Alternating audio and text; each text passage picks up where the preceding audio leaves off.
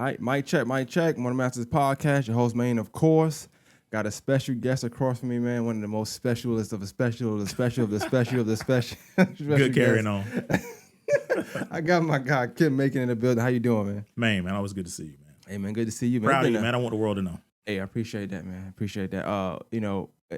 One thing I will say is you've been an amazing, big supporter of the podcast, of me, since the day I met you.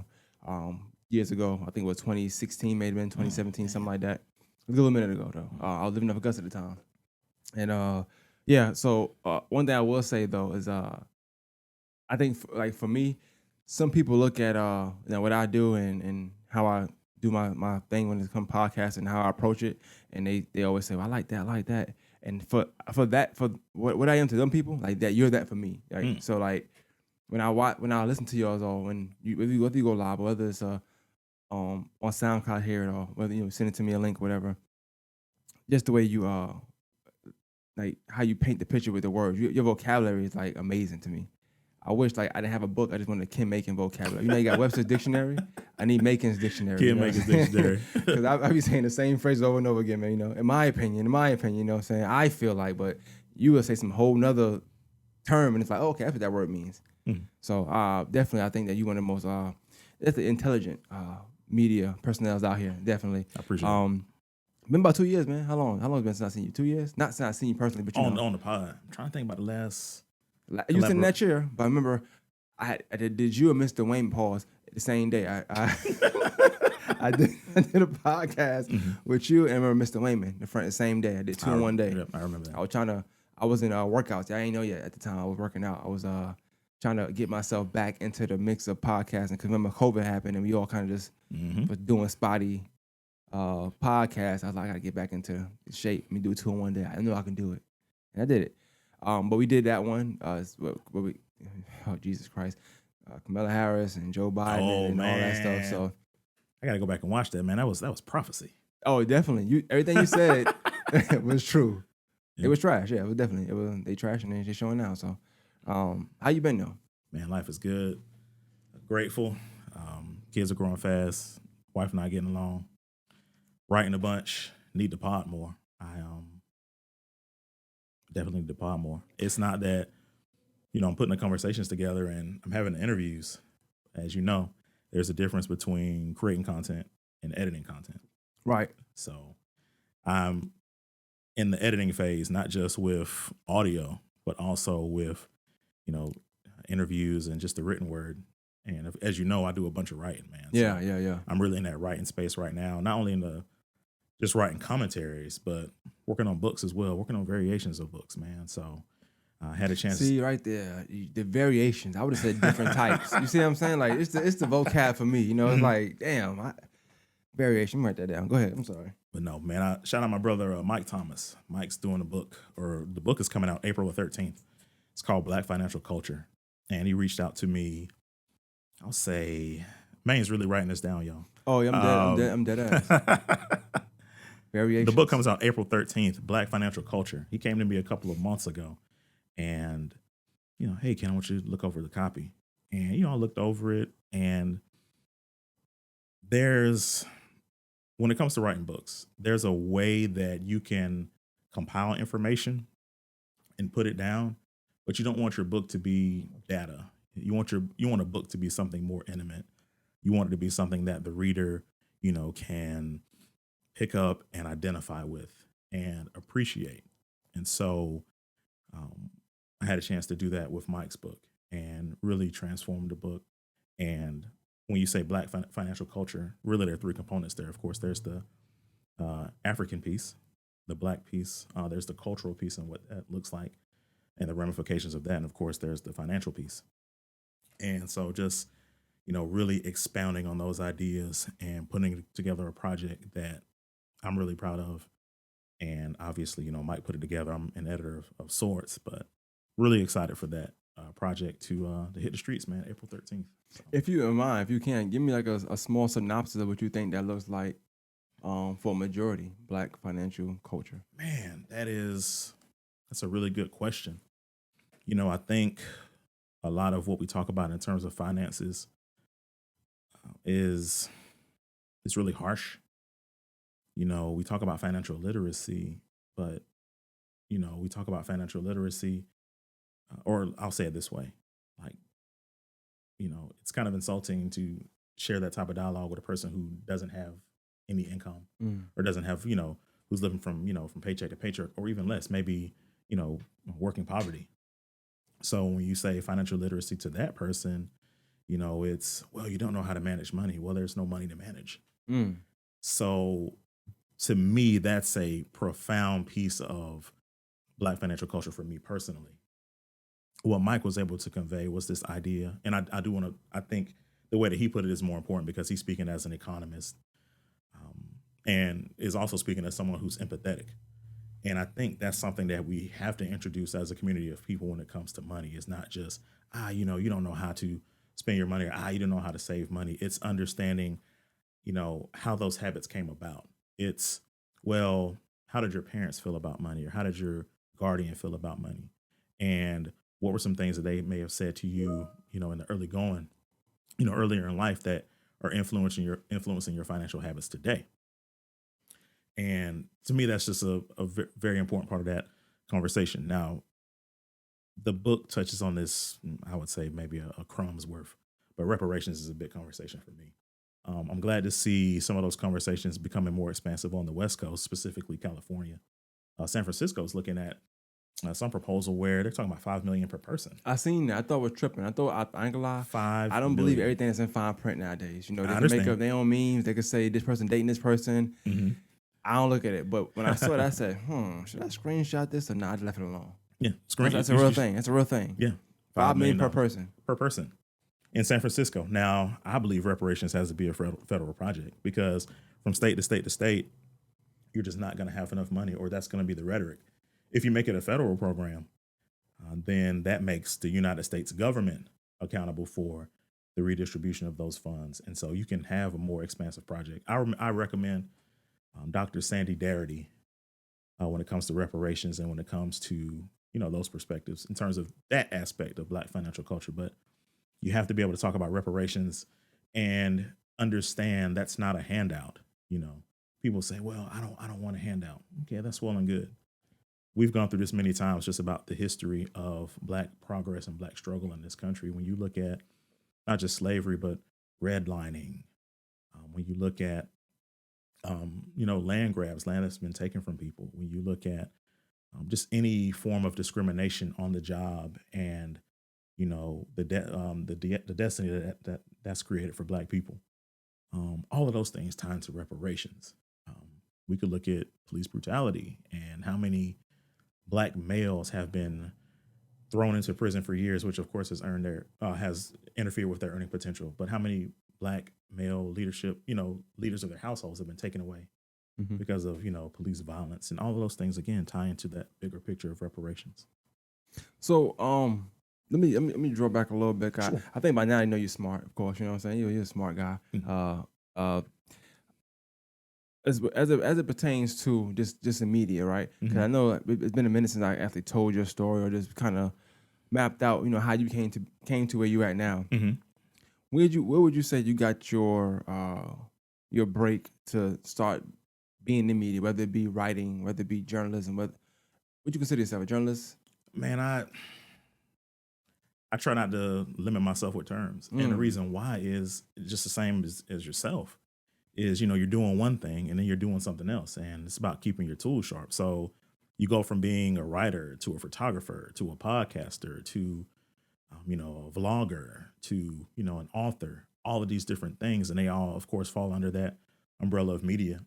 I've had the good fortune, I would say, even going back to 2004, um, you know to go from being a freelancer at the Aiken Standard, freelance sports writer, to taking on that full-time job. From the Standard, man, I learned about writing, photography, newspaper layout, all of these different types of things. And that carried me for a good period of time. Got another break to work in Black media at the Metro Courier. That was 2009.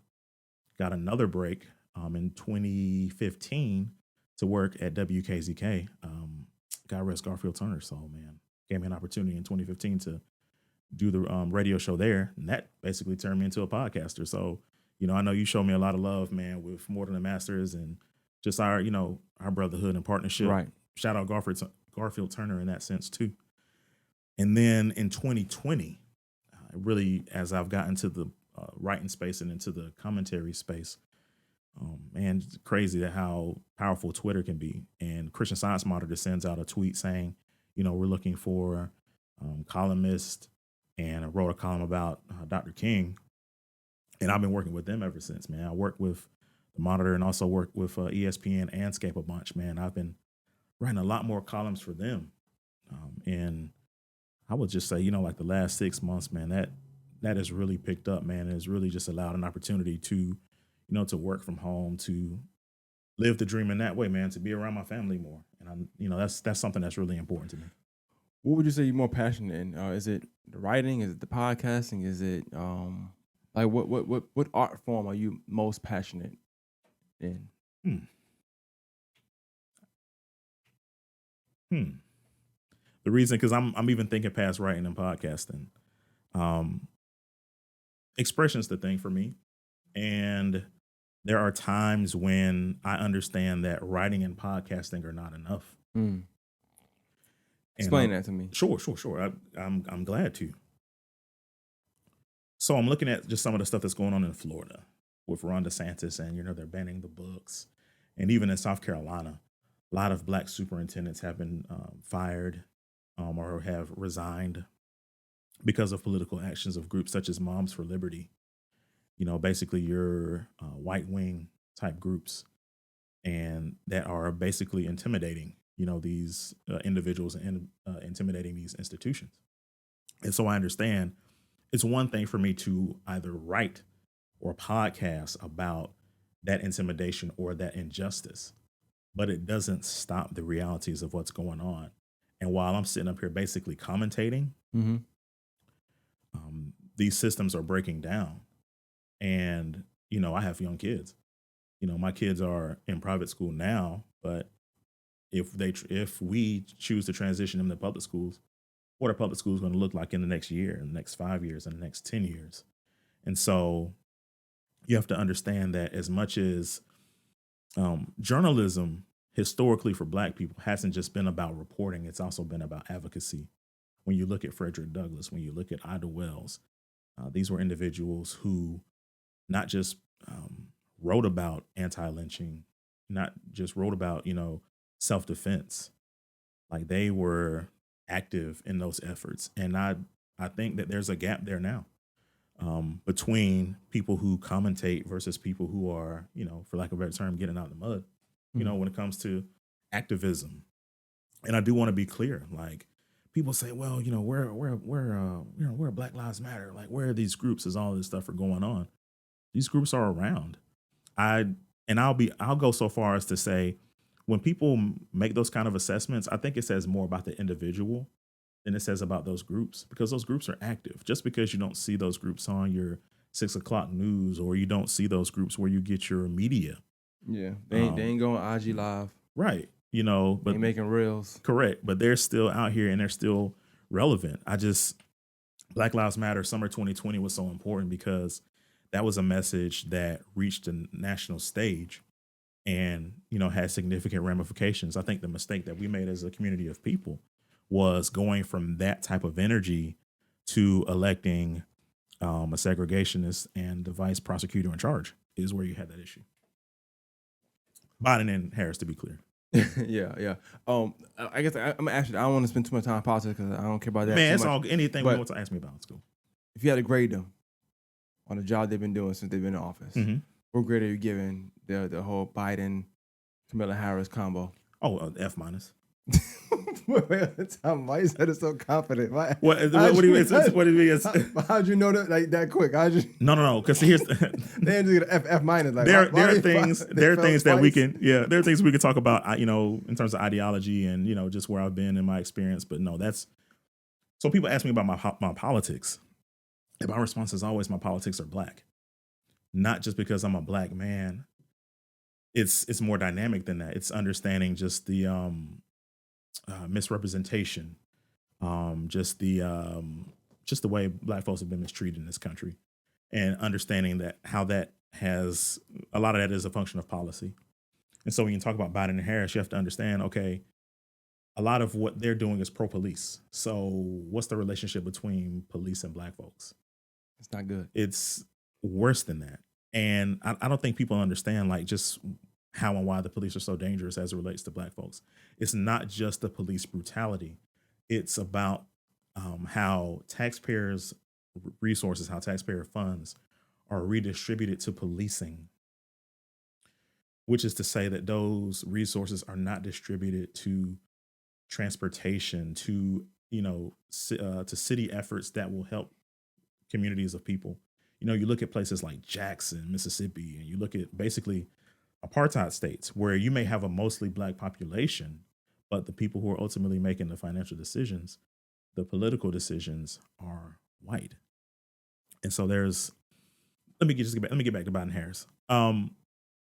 So you have this pro police group, and not only are they pro police, but you look at their response to the pandemic. You look at, okay, there were money set aside for COVID relief that are now being again being redistributed to the police, and so just very problematic in terms of their policy as it affects Black people, their policy, as it relates to police. And let me say that too, because people will hear that and they'll say, "Well, Ken, doesn't Black representation mean anything to you?" And I'll respectfully say no, because if you have a Black elected official that facilitates white supremacy, what the hell are we talking about? Like, what's the difference? If a Black person does it or a white person does it? The city of Atlanta is a very good example of that, because you have this, and I'll say stop Cop City movement that's going on. But you have to look at just Atlanta historically, even going back to the Maynard Jackson era, where, we see Atlanta as this place of Black wealth and, Black bourgeois, but understand the partnerships that they've made with white supremacy to facilitate that growth. And that growth, like, whose expense is it at? I can name names. I can name Rayshard Brooks. I can name just, a significant number of Atlantans who have not just in terms of police brutality, but I can just say so very specifically, like, Atlanta is the biggest facilitator of wealth inequality in the nation. So just knowing stats like that, I mean, it's just a lot going on, man. And there has to be a radical reconfiguration of Black consciousness. Well, I'm glad you said everything you said just now, because that brings me to another question. For you in the position you in, right? When as it pertains to media, whether it be giving your opinion, your take on a particular situation, topic, subject of that day or week when the media, whether it be in your podcast, writing, right? How easy or hard is it to give these takes with all the information that you have? Because a lot of times we give takes on things, right? And it's off of very little information, which I think is easier to give a harder take on, because you got that little bit of information, like ignorance is bliss. Literally a paragraph of information, right? But you might have 5 years, or you might can go back to, like you said, business relationships, politics, things of that nature, just the growth of a particular entity or whatever the case may be. How hard or easy is it to have takes on or opinions on these type of situations, knowing all that you know? Because you may know more than the average person in a lot of these situations. I don't think it's an issue of difficulty. For me, it's an issue of fluidity, because I'm always learning. So I know this, I have this knowledge base that I'm working on or working off of, but I'm also researching and reading things and looking at things. And that it's all that knowledge base is always growing. So you mean to tell me that even though you know a lot, you still research things? I'm still looking at stuff, man. I'm still write that down too. Hold on. All right. Never know too much. I was gonna say again, I go back to that radical consciousness. Like, we've gotten detached from that, because again, we go back to this idea of Black representation, and so that's important for a lot of people. We look at the Obama administration. A lot of people are satisfied by that because Barack Obama and his family were a good example. But an example alone does not dictate policy. And so it's an issue of, for me, it's an issue of fluidity, and getting back to, well, who's Cedric Robinson?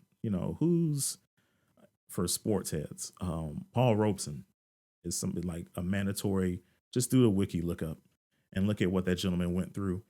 Paul Robeson is a great commentary about, as we talk about Colin Kaepernick and these type of folks, understanding what losing it all really looks like, but also understanding like political ideology. I think most of us, when we think about political ideology, we think about, Democrat, Republican, people in terms of like, what's your financial ideology? People say, oh yeah, I'm a capitalist, not understanding the ramifications of what that means. Mm-hmm. The differences between capitalism, socialism. Paul Robeson, for example, was a socialist who found refuge in a communist Russia. Now, when you say communist, and look, this might make the algorithm go crazy. Communist. Shout out Kobe, man. But yeah, just all these different ideas that you really just have to read up on and just have a commitment to learning about, because for Black people especially, man, like if we're gonna talk about Martin Luther King, if we're gonna talk about Malcolm X, if we're gonna talk about the Panthers and these figures, understand all of those figures I just named and entities or groups were all anti-capitalist, unapologetically anti-capitalist, and that of course led to their angst with the United States government in various ways. Well, I want to mention this. I know I don't talk about it a lot, but I actually went to Port Robeson High School when I was in New York, so I knew who he was. A lot of people know who he is, though, but I knew of him because you have to learn about the person when you go to the school. Right, dynamic cat, right? Yeah, definitely. So throwing that out there. When you said the name, I'm like, okay, shout out to him. But you just mentioned something. I wanted to. I didn't want to stop you. Mm-hmm. Oh, okay. No, you can stop me anytime because I'm keeping it. But I want you guys, because you graded Kamala, and what was your grade for Obama? Because now you get to see that in its entirety and live, and also you can grade him versus his success or whatever. Mm-hmm. What would you grade him? I'm curious on your grade for Obama as a president. D-, and the only reason why I'm not giving him an F is because that representation does mean something for people. There are people who will look at that administration, or I'll be more not gentle, but I'll be more specific. There are kids who believe they can be the president specifically because of that family. And that does mean something. The issue is that who are we raising our kids to be? Are we raising our kids to be blood-sucking capitalists? Are we raising our kids to be politicians? Or will we rather raise them in public servitude with an understanding of collective, servitude? How you spell that? Excuse me. No, you good. Bless you. No, it's a mixture of things. Raising them in the spirit of collectivism instead of individuals. This is important to me because even to the point of, I'm not against success. Certainly I'm not against Black people being successful. We just have to reevaluate the importance of that within the framework of community. Because if you have one successful Black person for every 100 of us, or every 1,000 of us, or every 10,000 of us, like at what point do we say, oh, well, let's look at this one person, or do we go back and look at the other 999 or the other 99,999? And that's how that's honestly how I gauge things. And it's, some people look at this conversation and say, oh, he's a hater. They understand the difference between hate and critical analysis. And that's really where I'm the cutting edge. Well, like I said, and I want to touch on a little bit because, like I mentioned earlier, how sometimes you can have a little bit of information, right? So I can ask somebody else the same question. They might say, "Oh, I'll give him an A because for all reasons that you didn't name, for something different." But they also don't have the information that you have. They also haven't been through other administrations. Their value system may be different, man. Exactly. So you got to think, by asking a 30-year-old, they only know him. That was their first president, so they're gonna grade him high anyway. First time voting, first time this. Ask somebody a little older, ask somebody that's 60, they're like, oh, I liked this person. I liked Bill Clinton. It depends on what that president and that I guess that administration meant to their life at the time. I appreciate you saying that, because even within the framework of that, there may be a way to separate the person from the system. And I'm being delicate, because my understanding of the presidency as a position is that if you're allowed to ascend to that position, you already have an understanding or what's the word? You've already acquiesced to that system. to where the system feels comfortable enough to put you in there. This happens a lot on jobs. And so, well, who are we going to put in the position of supervisor or manager? And are those, most of the time, are those people going to like, are they going to be anti-establishment? Are they going to be people that rock the boat? Or are they going to be the type of person that, is yes, sir, and, kind of, locked in that way? Of course, the system is not going to promote a virus. You know what I mean? Right. Yeah. But I just think from the Obama perspective, it's ironic because Obama, change. Like change is synonymous with being a radical or radicalism. So what does that look like for Black people in this country? It doesn't look like where we've been even since 2008. That was 15 years ago. Yeah, it's a long time ago now. You know what I mean? So we're actually seeing wealth trend down. We're seeing, and of course the pandemic, exacerbated a lot of these conditions, which, 2020, man, was a lost opportunity. I feel like in a lot of different ways. I go back to Black Lives Matter. I look at outcomes in education. There was an opportunity there to have smaller class sizes. There was an opportunity in terms of healthcare to say, hey, look, we've had, hundreds of thousands of people die from COVID in this country alone. Like, should this not, facilitate or generate the need for free healthcare?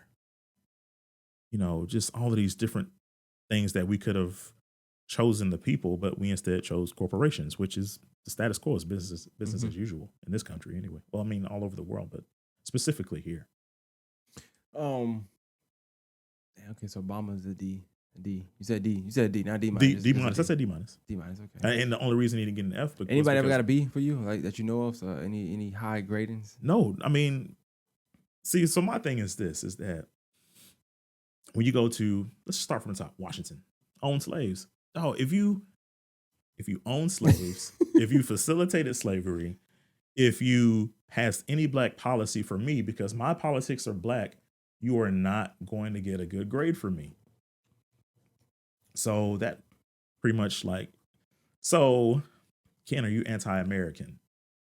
I mean, if America as currently presented as, patriotically, historically, it's entirely possible because I understand what America does to Black people, what America has done to Black people.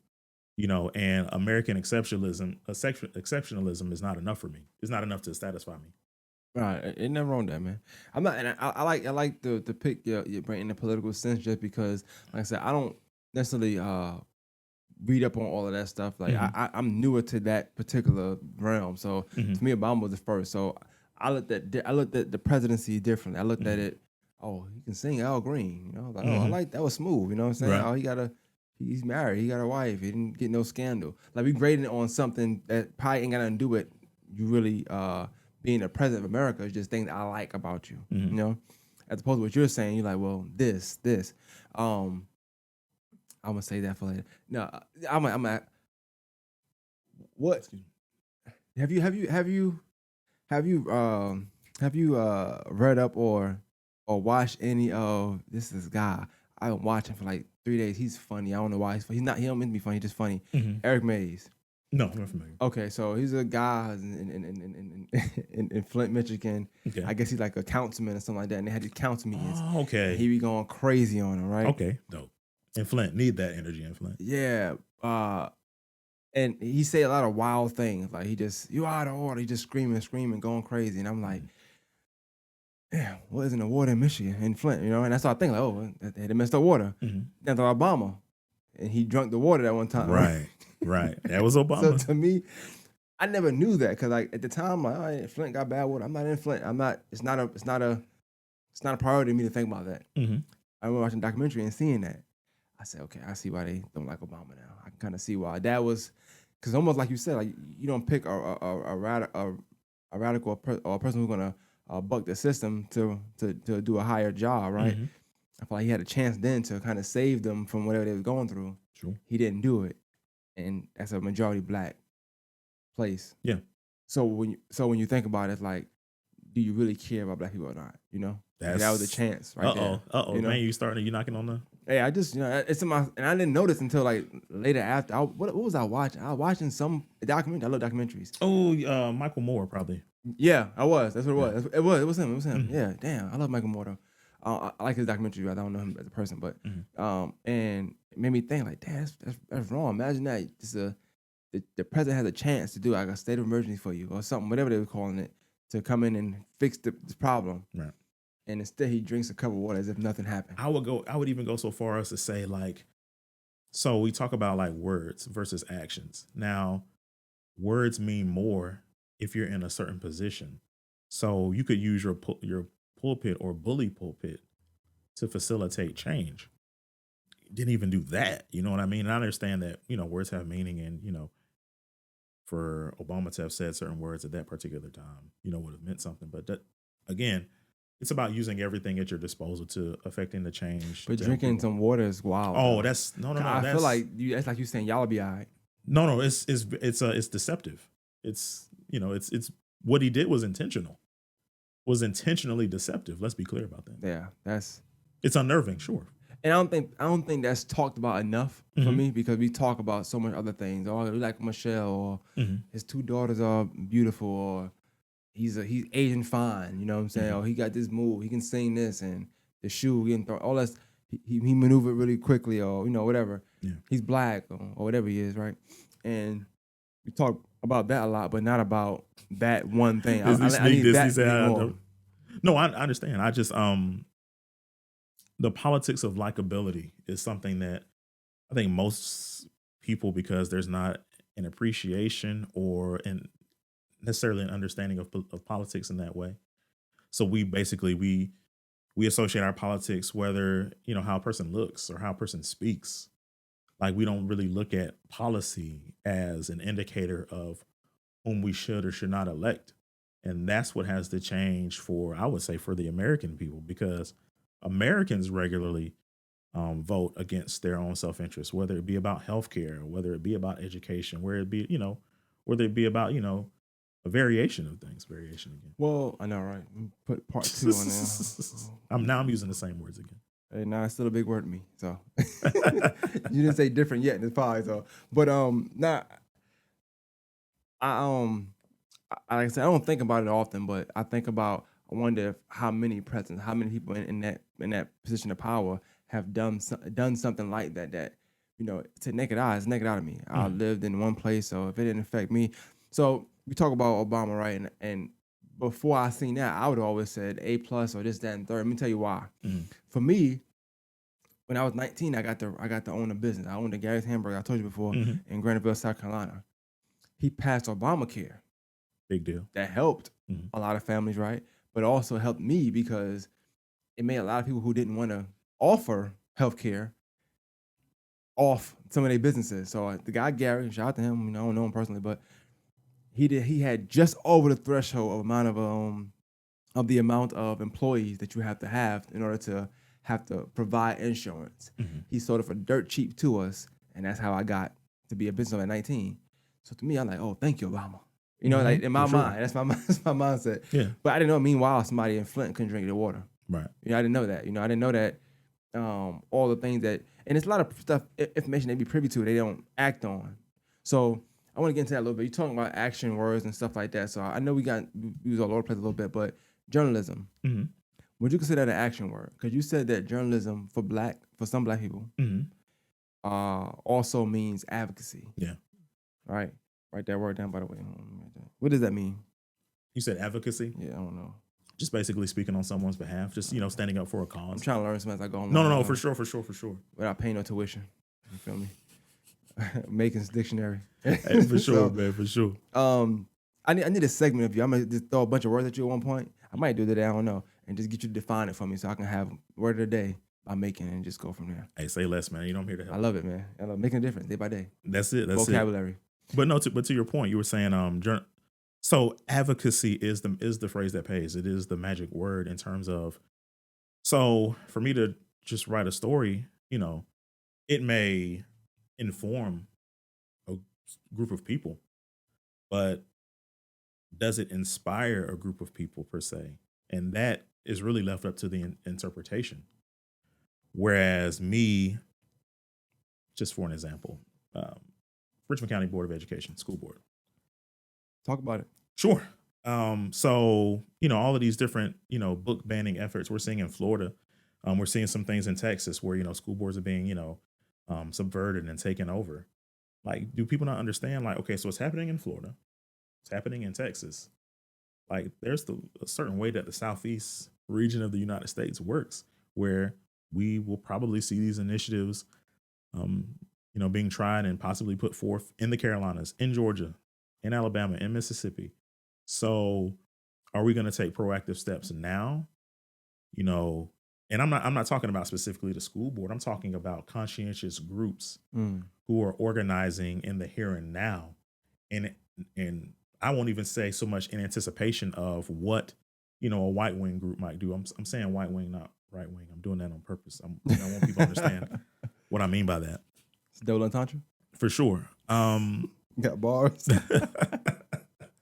making bars. But even so, here's something that we say a lot, right? Why don't they teach Black history in schools? Well, you decide that in a lot of ways, like what's being taught in schools and what's being taught at home. Like, you certainly have more power over what might be taught at home versus what's taught in the school. But certainly as a taxpayer, your opinion in that regard matters. So you can go down to the school board and even if you don't suggest a curriculum, say, look, there's a portion of American history that's deliberately being left out. Independent of, what Ron DeSantis or, anyone else might do, you can say, hey, look, this needs to be taught in schools. There's a rich history of desegregation efforts in Augusta. There's a history of Ware High School. If you're ever down Reynolds Street and you're over by the Cyber Center, there's a historical marker over there for Ware High School. Worth looking up, man, and a history worth looking into. But a lot of this history, man, is in plain sight. So I know I'm saying a lot, but basically I'm encouraging not just information and inspiration, but action, and not even just among individuals, but organizing as a community of people, or even as select individuals. I know teachers would appreciate that, man, because I've heard like about the morale just among teachers, not just in Richmond County, but abroad. Like a lot of the initiatives that are being brought forth are really driving the morale down in teachers. So for teachers to see community organizations or entities who are speaking up on their behalf, who are actually in the business of promoting education, I think teachers and, staff members would like to see that. Do you think teachers can advocate? Oh, man. And I only ask that question. I know it's a tricky question because on one end, they have to keep their job. Mm-hmm. They got bills to pay. They probably got mouths to feed, right? Mm-hmm. Or do you think teachers kind of are what we need to use to be members or to be people who do the advocating? Mm-hmm. No, they only gonna say but so much. They gotta keep their job, but they put that out in ether, and then you got your freedom riders or your people, your freelancers or your social media, what they call them, social media influencers, who then go ahead and start their advocation. Right. Is that a word? I'm right there. No? Or you start advocating. Advocating, okay. Yeah. I'm trying to sound smart like you. I'm trying to be up there with you. No, man. People love you, man. They love me anyway. But yeah, like, what you think about that? Can teachers advocate? They can. That is a great question from the perspective of I did a podcast back in 2020, and I sat down with 3 teachers. I sat down with Shonda Jefferson, who at that time either was the South Carolina Teacher of the Year, or was getting ready to become the Teacher of the Year. And she was actually a close friend of my brother who passed. So love Shonda forever. Glad she came on. Israel Butler was also on the show.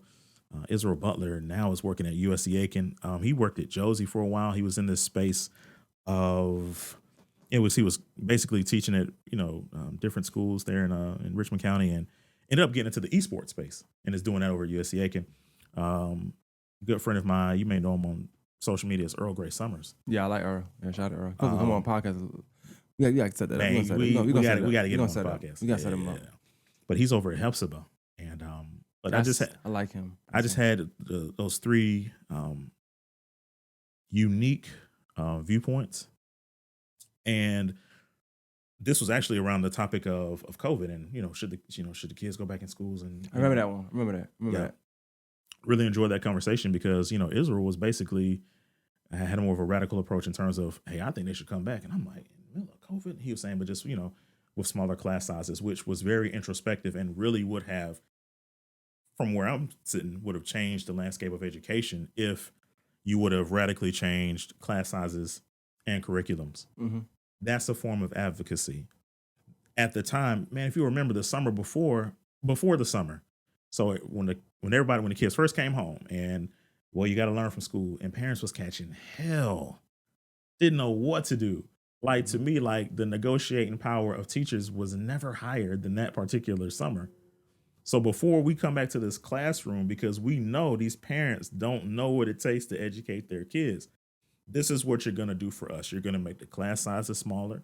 You're going to teach about Black history. You're going to, this is our list. Right. Right. Right. The NEA, any of these, teacher advocacy groups could have pushed for that. Now, why didn't they push for that? It could have something to do with, the majority of teachers and, demographically what that looks like. And so the advocacy aspect, the spirit of protest, hits different.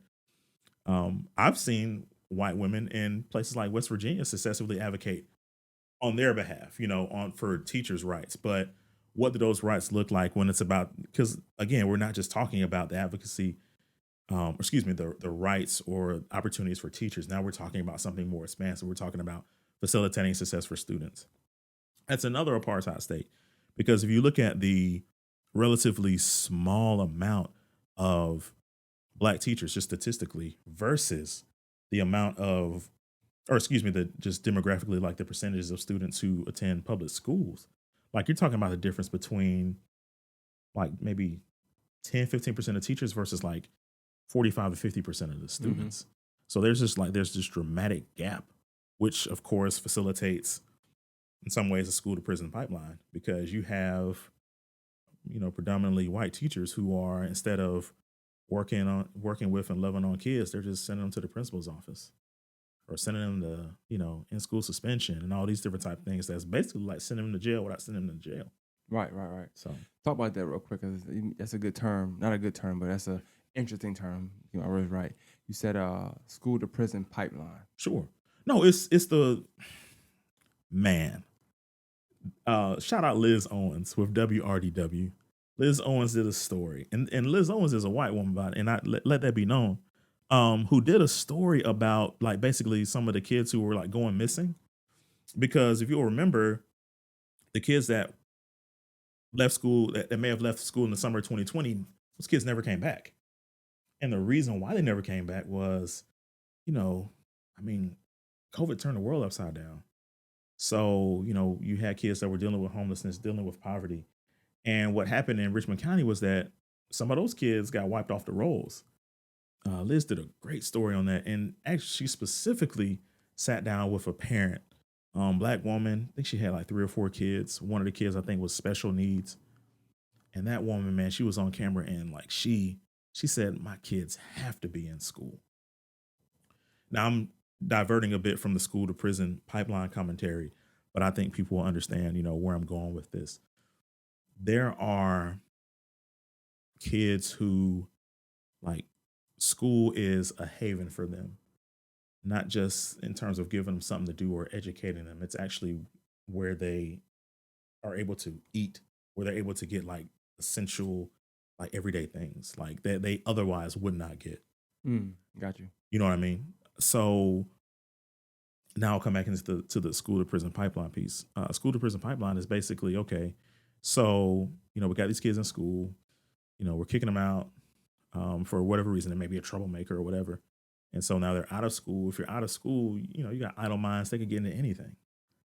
And so now you may have a kid who gets into any type of trouble, and so now you've created this destiny for these children, and it may just be, what's a good way for me to put it?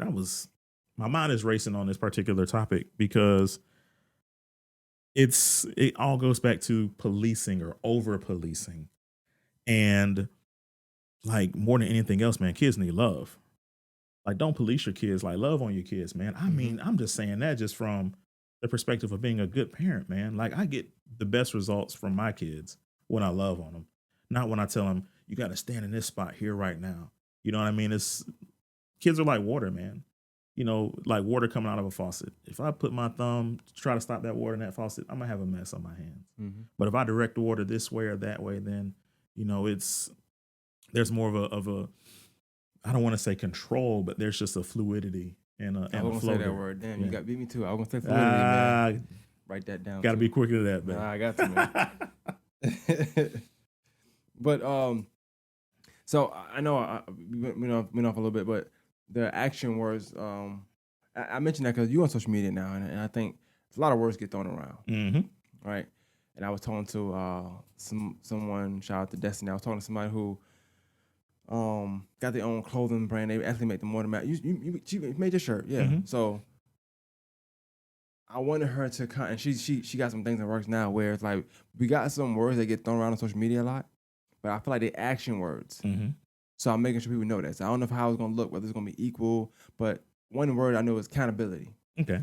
It get thrown around a lot on social media. I think when people want to just big themselves up or pick themselves up, whatever, they throw it around. But more than just saying a word, it's a lot of action behind it. A lot of whether it's self reflection or inflection, whatever, and then working on how you deal or work around others. But you had mentioned journalism. So I thought about that being an action word because it's something you're doing as well. It's not just you writing down things. It's like I said, the advocating, hopefully the creation of change, more than just awareness. Those are action words, right? Crucial.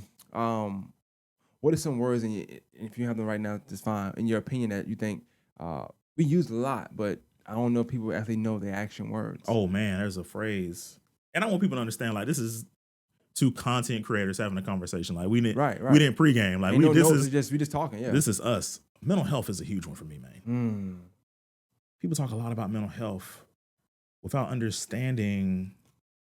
So this is where I'm going to talk about capitalism for a bit, because I think people have to understand like capitalism creates a culture where you are defined by work instead of your worth.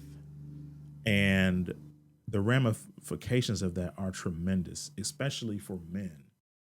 And so if you go to a job where you're not paid enough, where your healthcare is tied to your job, where you're working all of these hours, and the end result is you being unsatisfied or unfulfilled, that's going to affect your mental health.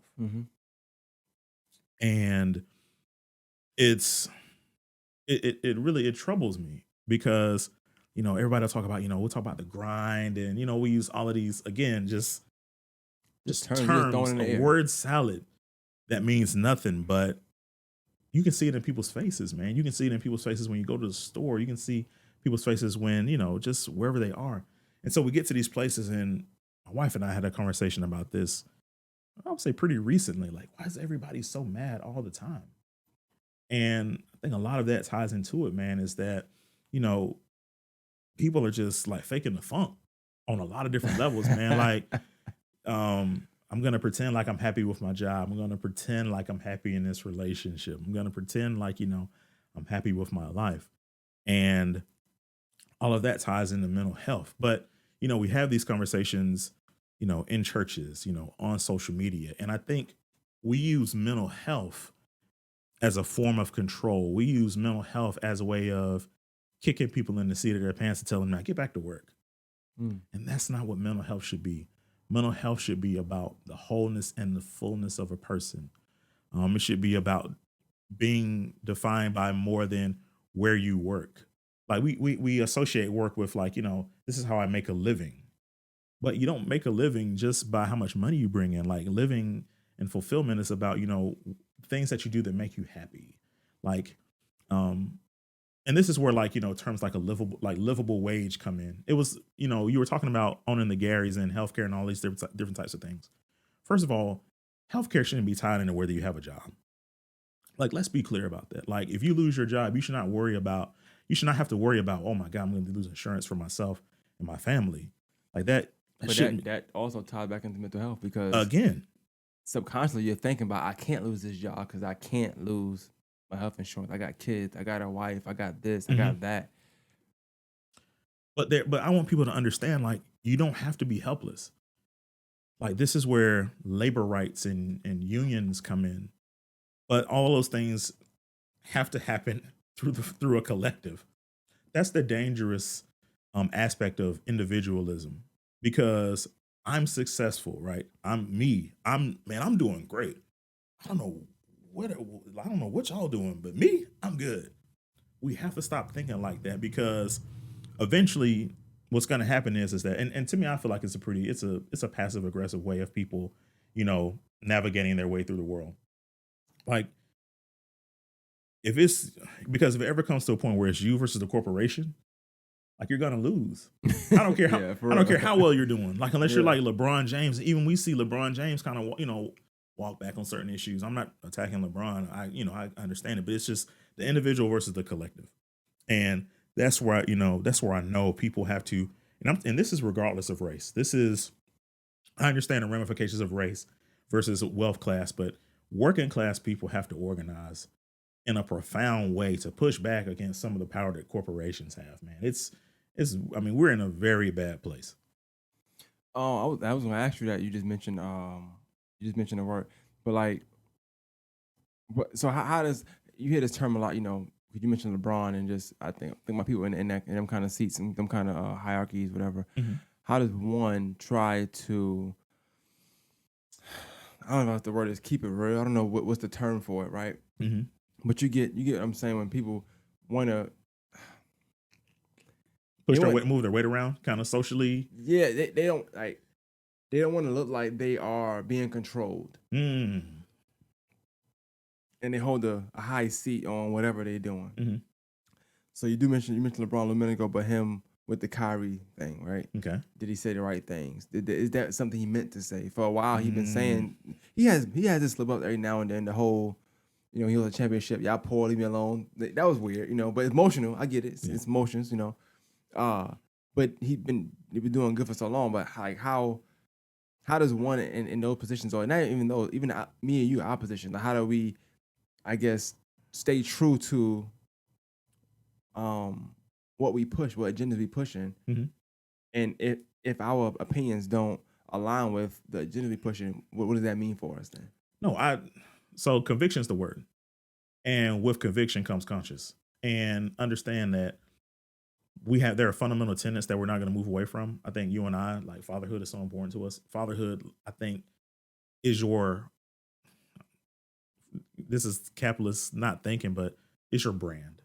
Mhm. Like, that's who you are. Like, people know, like, more than a master is, hey, this guy loves this. He loves those girls, man. Like, you can take the cameras away, you can take the computers away, you can take the soundboard away. Like, Brooklyn, Bailey, you get what I'm saying? Like, Yeah, that's what it definitely. is. For me, like, that's my, like, family's my thing, man. Like, at the end of the day, that's where I am. So with that, I go back to conviction and conscience. But out of those things, there's going to be a consistency and a standard and an expectation that comes out of that. And it can be the same thing for individuals, like LeBron, for athletes. It's just, what do you stand for? And I think, again, the field of competition it basically breaks down to survival of the fittest. I go back to Kaepernick, and Kaepernick's a great example of that. Kaepernick provided an opportunity for the NFL Players Association to, for lack of a better term, rise up against the establishment. Hmm. What they chose to do instead was basically to isolate Kaepernick and say, nah, that's that dude over there. We ain't got nothing to do with that. But what you do when you do that is you create a destiny where you allow the establishment to continue to basically keep their foot on your neck.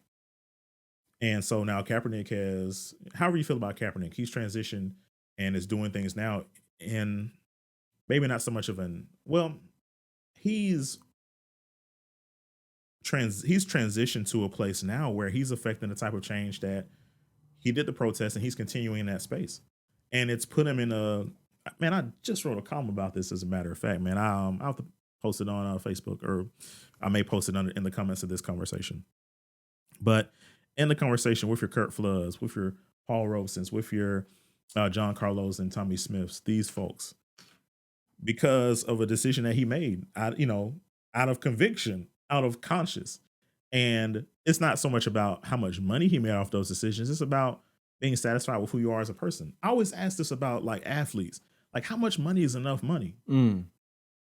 And that's for anybody. It's like, so, and what I end up seeing with people who are just like capitalists to the core, it's like it's never enough money. That's troublesome. I'm actually define another word for me Sure. because you said a lot. I want to make sure. Mhm. Capitalist.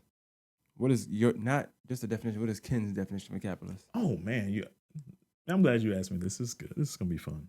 Um, Capitalism in America is slavery. It started with um, chattel slavery, which is to say, African American, the transatlantic slave trade. And you have to understand. So this is why Black people are vastly underappreciated, even to this day. America doesn't see you um, as human, as worth something. They see you as property, and so they see you as currency. And this is actually how business with Black folk like was conducted for many years. So Black people have gone from chattel slavery to wage slavery. Now, people talk about capitalism, winners, losers, this person over here has got, a bunch of money. This person over here, has a little money.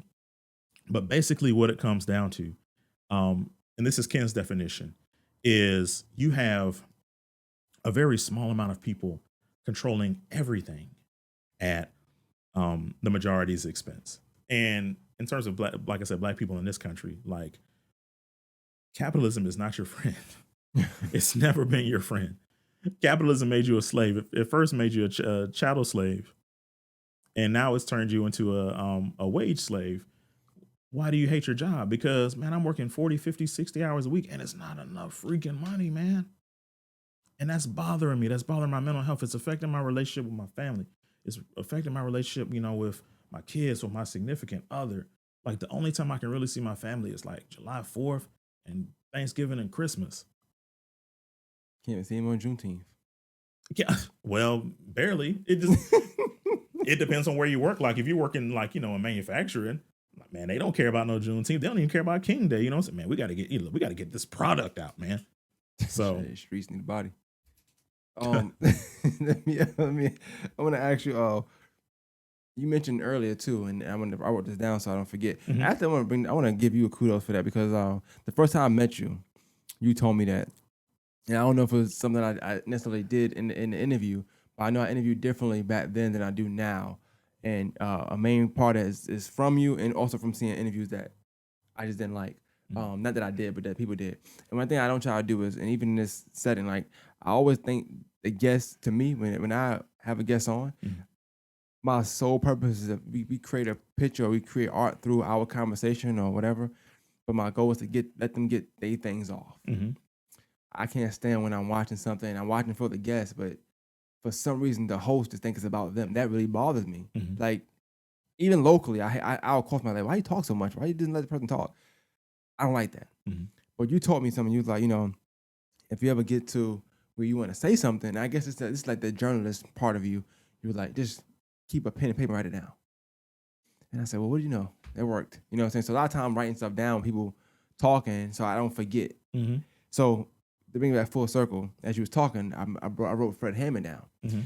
You mentioned earlier, you was like how sometimes it's a lot of, and so also it's a big block of history Mhm. that's not taught in schools. For sure. I was a little disappointed one day. I was picking somebody, I'm not gonna say their name. I was picking somebody the other day, Mhm. and they didn't know who Fred Hammond was. Fred Like, Hampton. Fred Hampton's out Mhm. here. Yeah, I'm thinking about the gospel singer. Right. Fred Hampton. It's Sunday. I'm sorry. No, that's cool. Fred Hampton was, and it not that it bothered me. It just so I made a post. I made a post a while back, and I was like, uh, profiting off um, profiting off something you don't believe in Mm.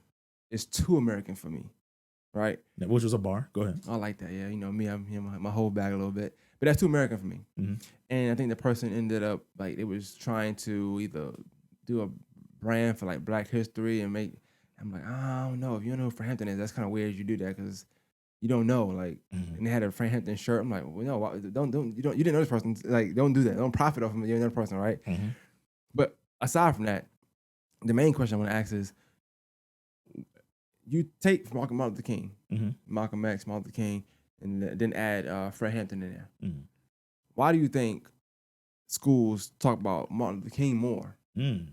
rather than Fred Hampton? I ain't gonna say Malcolm X because they talk about both, and they talk MLK more, of course. Mhm. I can tell why because it's more of the peace side, I guess. But when I think about Fred Hampton, that's my favorite speaker of all time. Like, I haven't. He was so young, Mhm. you know, and so wise. Like his vocabulary, like how he controlled any interview he was in. Mhm. The things the Black Panther Party did. That's not. I don't think that get taught about enough Mhm. in schools. But they'll tell us briefly about KKK, MLK, and then they kind of just skip over to uh, psychedelic shack or whatever. Like just go straight to the 70s. Why do you think that is? Oh no, it's deliberate. So here's the thing: is that I went like the earlier thing I was talking about, where who are you going to promote within your company? You're going to promote people that are going to um, basically instill and reinforce the ideals of your company, whether those ideals are good or bad. And so it's the same with America. Like you have to understand, like there's an anti-blackness with America that's profound, and there's also the element of critical thinking that is vitally important. That is liberating for people. So, do you want to continue the culture that you currently have? That do you want to continue the status quo that you have in America, or do you want to create something different? And America has said time and time again what that answer is. America is going to reinvest and invest in its own propaganda, in terms of patriotism, in terms of religion, in terms of all these different types of things. I want to be clear about the king that America teaches you about is whitewash king. It's, a very small snippet of something you might get out of the I Have a Dream speech. You don't hear about the king that stood up for labor rights in Memphis, that, provided anti capitalist rhetoric in 1968, who was then assassinated a short time later. That's not the king you learn about. You end up learning about, basically a figment of white folks' imagination, or a figment of capitalist imagination, if you want to put it that way. That's what I was going to say. 'Cause I think that they use the "I Have a Dream" speech as if it's the greatest speech of all time, Mhm. which is But if when you go I'm back and younger, yeah, I like that speech. As younger me, but no, but the thing is, if you go back and you look at the entirety of that speech, like King was calling for reparations in the "I Have a Dream" speech. So that's the thing, is that you took a very small portion of that speech and you like just created this narrative of King that's simply untrue. and in addition to that, I felt like, and no disrespect to King at all, but Mhm.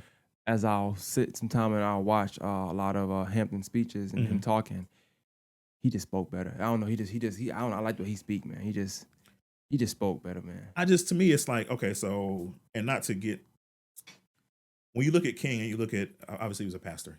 Was a third generation pastor. So his oratorical style is going to be something different. And to me, I think I don't want to say it's relative to the person. It's just really just a style. Like some people like the, pastoral style of speaking. There's a lot of alliteration, and, it's, um, what's the word I'm looking for? Aspirational. Hmm. And that works for a lot of African Americans. It works for a lot. I would just say people in general. Like people want to hear good news. They want to hear a positive message. When you look at Fred Hampton and you look at like Malcolm X, I don't want to say it's more street. I'll say it's more relatable, Yeah, because the thing about the pastoral style is that it is bourgeois in some ways. It is, for the uninitiated, something that is not relatable. The beautiful thing about Malcolm and the beautiful thing about Fred Hampton was an individual who was able to speak in a way that transcended race and class at a young age, which is to say, you had a young man who was speaking with life and vigor and like an intelligence that, as you mentioned, was wise. It was, beyond his years.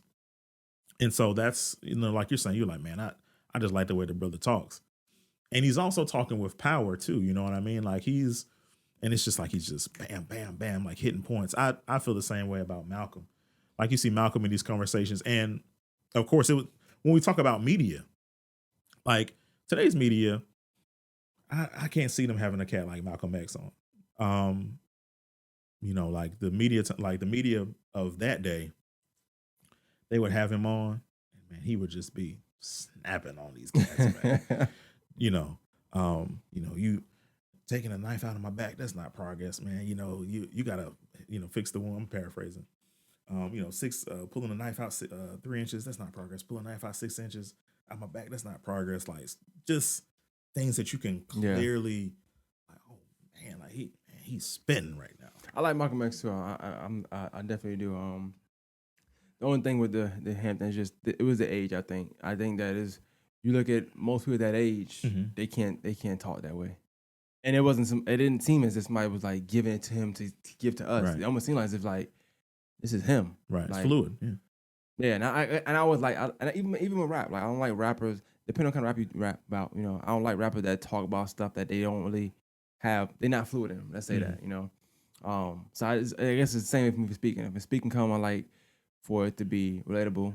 I Mhm. say urban. I hate to use that term because that just mean black, really, but Mhm. urban, so to speak. There's a lot of stuff that means black without it meaning black. Right. Oh yeah, America don't play around. You know what I'm saying? They gonna find them code Right. words. They gonna find them. You know what I'm saying? I talk about it a lot now because I'm in a different position now where I work, and a certain how can I say it? A certain Demographic is the word I like. let's do that because I don't do that. That's an America thing, but Mhm. a certain demographic will call me and you hear a lot of bro on the phone. I'm like, is that code for something else or they just trying to be down? The bro just seemed extra hard. I'm like.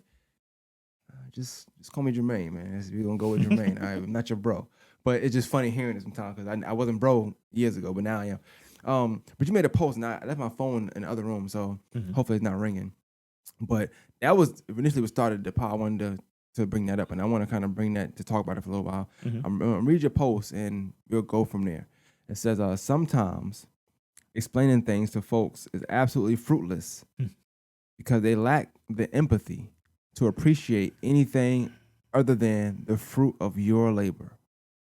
Your vision is your vision. Hashtag by any means necessary. Shout out Malcolm X. All full circle, right? Mhm. Explain that to me. Let's break that down a little bit. Oh, for sure, man. Oh, go ahead. And I'm gonna let you. I want you to go. I want to. So sometimes explaining things to folks is absolutely fruitless. Let's just stop there. Start there. Okay. Yeah. So I made a post out of frustration, but I even going back and looking at it, like there's a certain dynamic to it, which isn't necessarily bad. Some people just want to see the finalized product. You can, I'm gonna do this, or I'm gonna, I got an idea to put this together. Some people can't appreciate anything other than the final product. Mm, Now, that's heavy. now the reasoning behind that, some people might just say, well, your words don't mean anything because you've promised things to me. You promised things to me in the past and you haven't delivered. So that might be the reason. The other reason, and this gets more so into appreciating people and appreciating people for more than the things that they do. I think this happens a lot in relationships. I think, people make certain contributions and I don't think it's intentional, but ultimately we define people by the things they do or the things they don't do. Mm, I think that's particularly troublesome in intimate relationships, because in intimate relationship, there should be a value system there that's based on more than the things that you do. I love you. What does love mean? Is love, the summation of the things you do for me? Or is love the summation of how you feel about me? And of course, I understand you're going to do things, you're going to do things for a person based on how you feel about them. But there's got to be a value system there that's not selfish.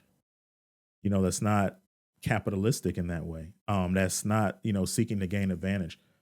I was hoping that the conversation would go from more political to more personal because I think, I don't think, man, this is for sure. Like people identify more with conversations, in the personal things that they Hmm. can relate to. People can't always relate to the things I say politically, particularly when I talk about anti-police. Ken, what you mean no police? You know what I mean? And so I Yeah, get a yeah, chance, yeah. but personal is a lot different because this is something to me that should remain whether you're dating or whether you're married.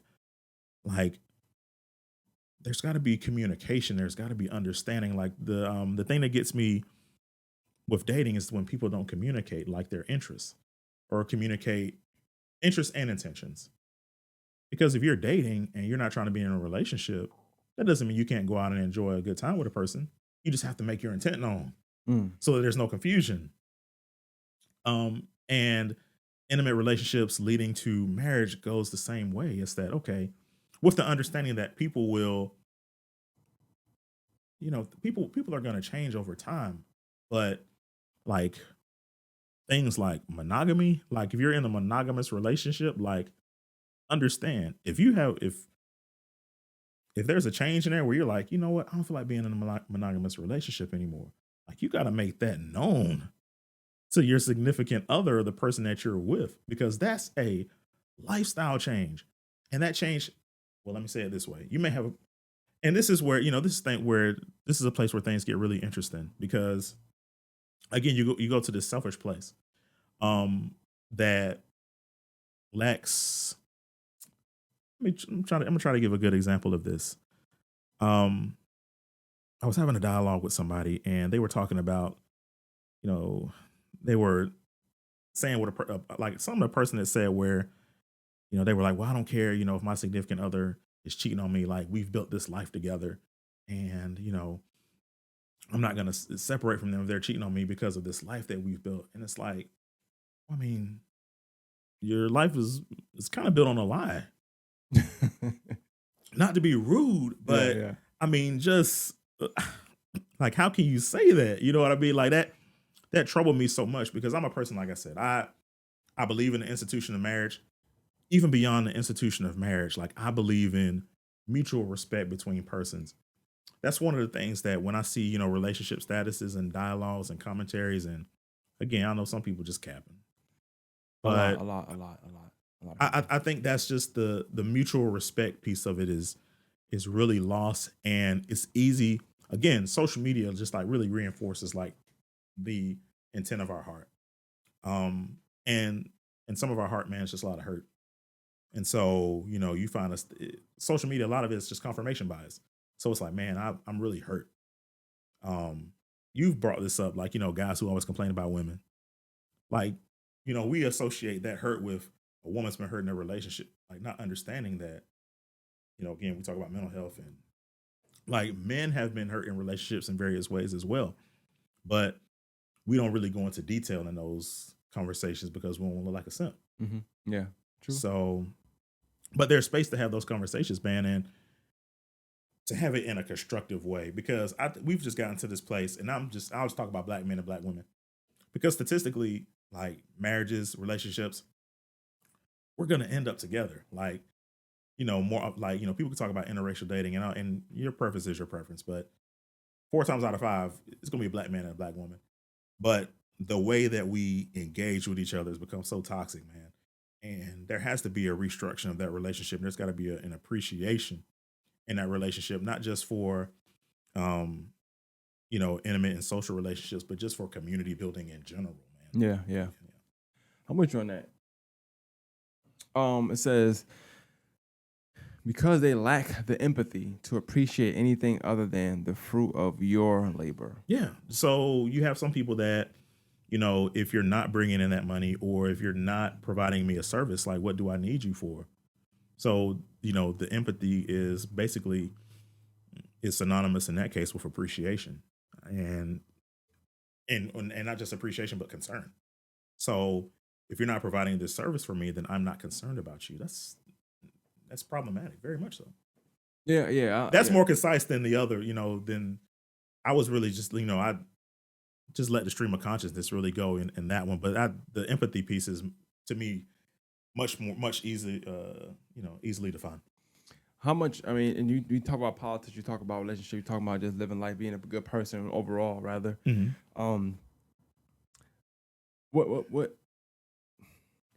what percentage of that do you think empathy plays Oh man, it's in being a good person? so you talked about like the person who was kind of faking the funk with Fred Hampton. My response to that is the understanding that everybody's not on the same level. And so I am not as harsh when people just don't know. Well, how why don't you know about that person, or why don't you know about that event that happened? The Augusta riots is a good example. Man, if you talk to 100 people on the street and ask them, you ever heard the Augusta riots? And people like, when was a riot? You know what I mean? Like not Right. understanding like this significant event that happened, um, that affected race relations in Augusta from there forward, that has really affected the political infrastructure of Augusta.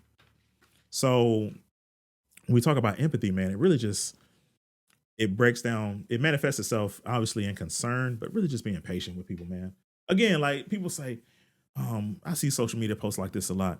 We should be gentle with people. You never know what somebody's going through. But we still treat people like crap, man, like all the time. So like where's this gentleness that you speak of on social media? Well, that's the thing. I think social media, like I said, the action words, right? So we throw words around, phrases around, statuses around, ideas around that are going to be out. I was talking to somebody the other day, and they mentioned this term, and it was like how, and you said it on this very podcast too. Social media is like Confirmation bias. confirmation bias. So I'm gonna throw this idea out. Let me see how many likes I can get, how many shares I can get. Mm. Oh, okay, it's a good idea. That's it. That's where it stops. That's a good idea. Mhm. I ain't say I was doing it now. I'm just telling y'all, hey, it's a good idea, y'all. We should be right. Mhm. Hey, y'all, we should stop going to McDonald's and getting mad at them because the line is long. They only got 2 workers back there. Mm. It's a good idea until you're hungry. You know what I'm saying? It's a good idea. I'm not saying do it, Right. but I, to your point, and there's no consistency. I talk about consistency as far as like podcasting and work because I'm getting getting messages through people. Sometimes I do my thing out loud, but when you think about consistency as far as like the things you believe in as well. Mhm. So if you put it out there in the ether, whether it's an idea, social media, and you're not living it, there's no consistency there. It's just Mhm. you just want confirmation that's a good idea. Yeah. We telling you it's a good idea, and then you just gonna do what you want to do from there. Is the difference between confirmation and revolution. And I think that's Mm. just kind of a theme that we've talked about this entire time. Social media in some ways, and I don't want to make this solely about social media. It's just people spend so much time. We spend so much time on social Every media Sunday, your phone will tell you how much time you spend on your phone. for sure. But what ends up happening is that it ends up there are ways that social media could be the end of the revolution. And what I mean by that is that you can post how you feel about any topic. You can post how you feel about race. You can post how you feel about culture. You can post how you feel about relationships, and you can hit send and man, I'm good now. I'm done. That's it. But there's a whole world that's changing. And let's also be clear, like art imitates life.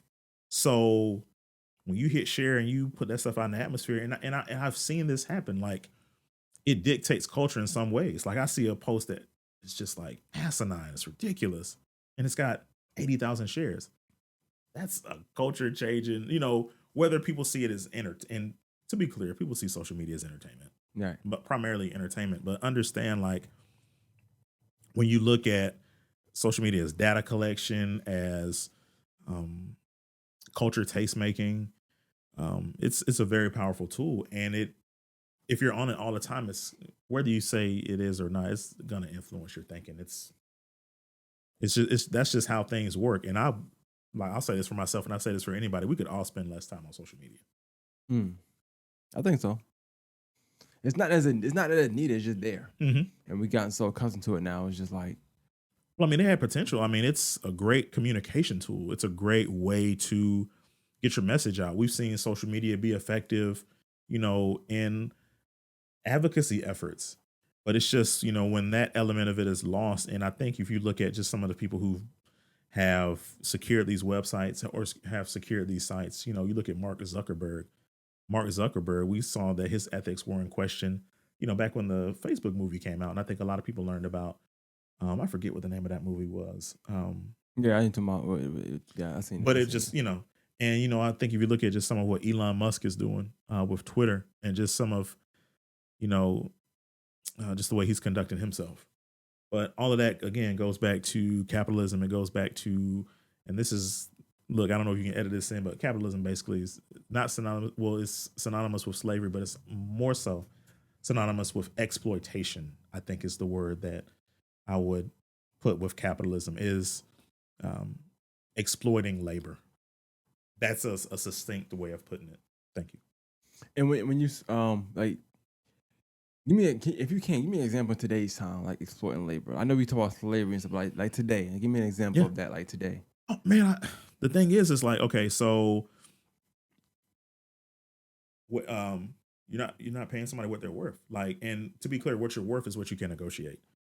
So when we say paying people a livable wage, all right, you pay somebody $15 an hour to work 40 hours a week. That's $600 a week. Okay. Times 4 weeks in a month is 24. I always do, and I always end up doing the math thing on your show. It's all good. $2,400 a month is basically where you're at. And that's if you make $15 an hour. That's the bottom barrel, Okay. So after taxes, Uncle Sam's probably take a third of that. So you're down to $1,600 a month.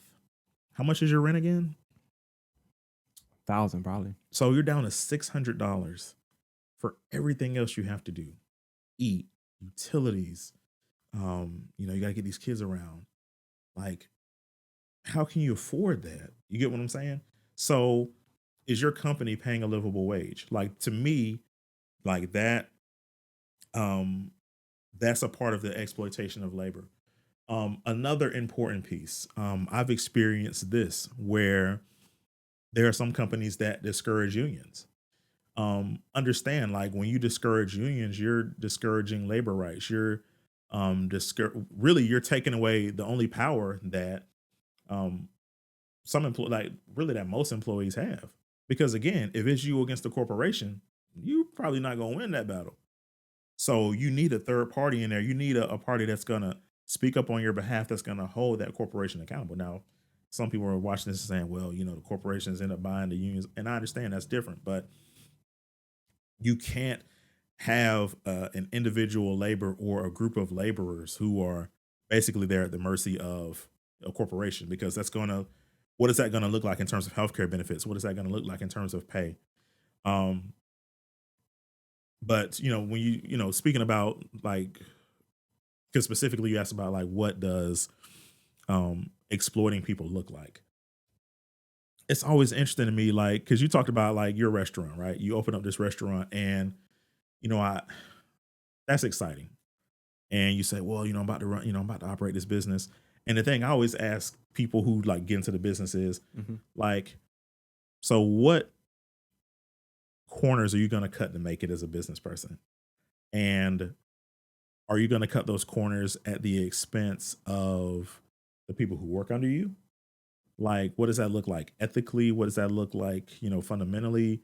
Like, so I got this person working for me, and, I know they're having a hard time making ends meet, but man, they're a great worker. So I'm going to keep stringing this person along, on $8 an hour, $9 an hour. But hey, I'm doing it. I'm a small business owner. I'm a Black business owner. You know what I mean? Like Black capitalism, like that's a term that people use, and people put Black in front of anything. But understand, like, it's Black exploitation is still exploitation. Fred Hampton spoke to that, profoundly and succinctly. Oh man, that's a lot. We said a lot today, man. Mhm. I do want to end with this. I want to this last post I saw it last night. Mhm. You said it's only March, but Creed 3 is the best movie I've seen this year. Oh, man. Beautiful and complete. Beautiful and complete. Love Creed, man. So there was a lot of conversations around Creed about Black masculinity. I wrote something about that. I've seen that, yeah. Yeah. And of course, you got the Majors fellow, who's on front of Essence with the roses on, and everybody's like, they're it's very effeminate. They're I didn't see nothing wrong with it. I don't get it. No, my thing about that is like if like are you telling me like if your masculinity is defined by a color, like how strong is your masculinity? Mm, talk to him. I mean, like, so your masculinity is not strong enough to deal with the color pink or purple or any pastels. Like you, so you're that weak of a man like that. No, I can't wear no pink. And I'm not even saying this tongue in cheek, but I am thinking about Cameron and obviously that movement. But but no, my point is that just the way that we define masculinity as black men is we need some healing. Like we need some, we need to talk about this like contextually because like masculinity to me is a vast conversation, man. It's a conversation about, like being a father, like being a provider, like being a community leader, like all of these things, like we don't address masculinity from those perspectives. We talk about masculinity from like abstract things like, oh, that he's wearing a hat with flowers on it. It's all physical form. I don't understand that. Yeah, There's so much more to it than just what you see, right, know? right. But what's being done is he's standing on business. He's taking care of the things you got to take care of. Like that's what it is to me. You could be the skinniest person and be very masculine. Mhm. You know what I'm saying? You could be the weakest person. Like you probably can lift a dumbbell, but you taking care of things you got to take care of. Right. And even even when you talk about like gender norms and what a man should do, what a woman should do. And if the experience of black people in America has taught us anything, like do whatever is necessary to keep yourself upright and to get yourself in a place where you're able to thrive. Like regardless of, what a man should do or what a woman should do. Man, before I came here to do the pod, man, I threw a load of laundry in. I washed a bunch of clothes at the house, man. Some people say, man, you washing clothes, man. Men ain't supposed to wash clothes, man. What your woman? You get what I mean? Like, yeah, I see on social media all the time. Yeah, and I mean, I can't talk on that no more because they tried to put me in a club. I wasn't in a club. They put me in. He made me hit a club. I don't know about that. They just tried to throw me in that club. I don't know where that came from, but man, I try to joke a lot. You do a great job with recreating content. Oh yeah, definitely. And engaging dialogue. Man, there was a post that you had the other day. Oh man, that post is so good. Just to see the feedback from people. You were talking about the guy that's congratulations on your marriage or something like that. And you said, well, it should have been me. Oh yeah.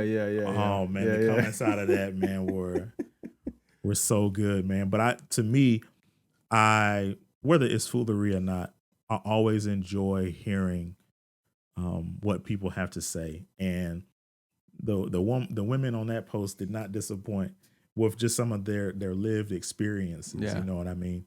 So those conversations can be healthy. You made a conversation in jest, but it ended up being a catharsis for some of those young ladies on the post, man. And man, I'm so grateful to be married, man. I'm so grateful to be in a fulfilling and loving relationship, man. I couldn't imagine, seeing what it's like out here right now. Oh no, that's crazy out here, man.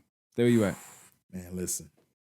It's green over there, trust me. It ain't green. It ain't that green out here, man. Besides the pollen, but other than that, then you just sneezing all day. So imagine that. Well, yeah, definitely, man. Like I think shout out to you, of course. Just the being a family man.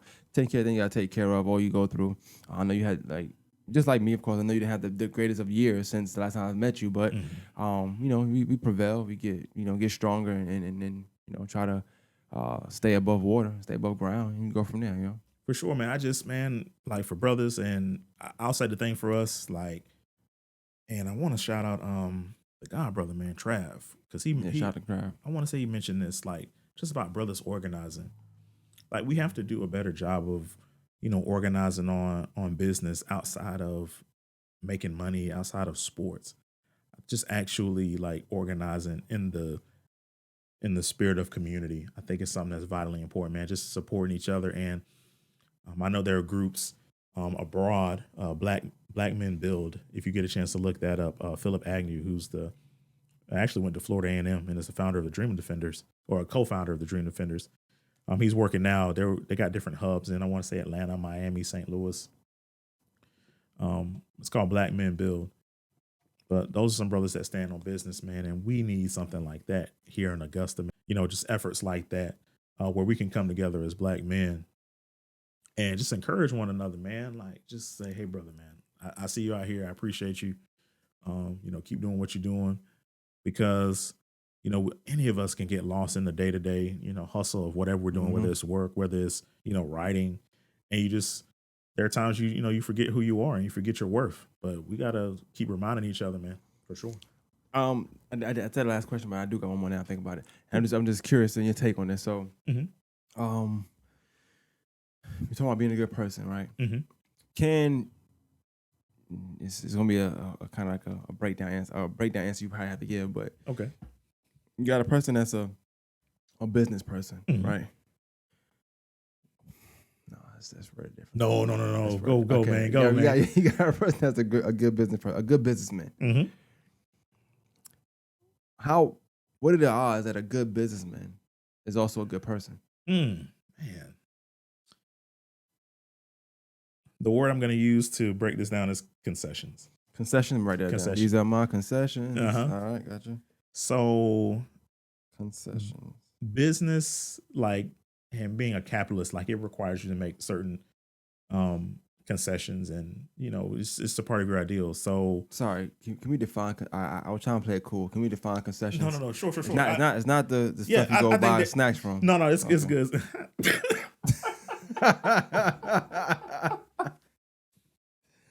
No, they're just there.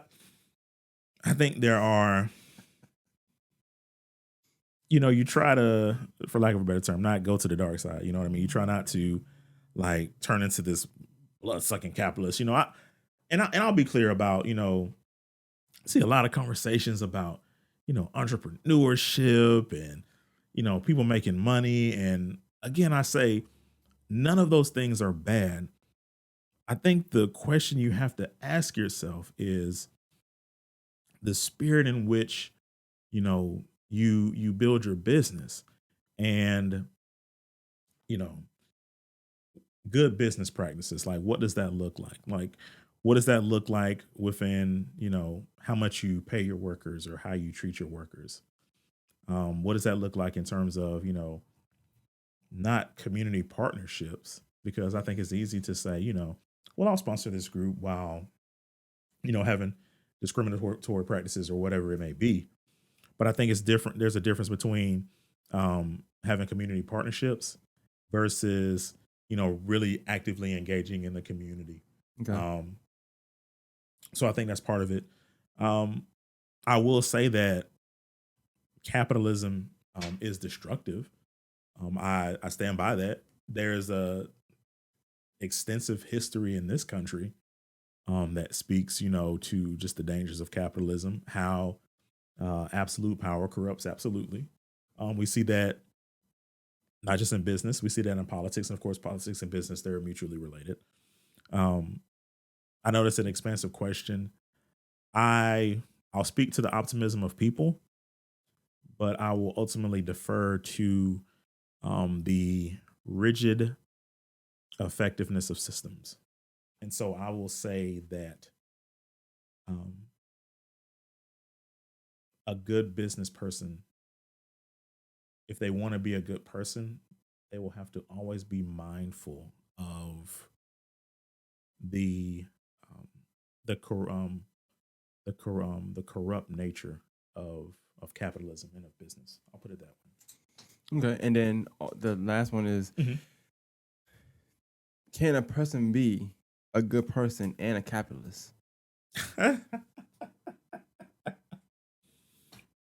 So, to be clear, like, to be a capitalist in the sense that we're talking about, like, you have to own the goods or own the product.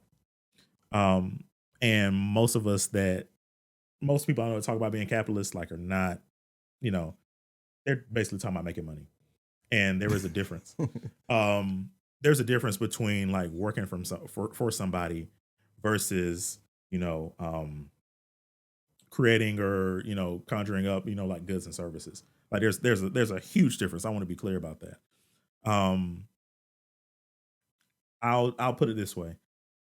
for Black people, be very careful when you go, throwing around the term capitalism.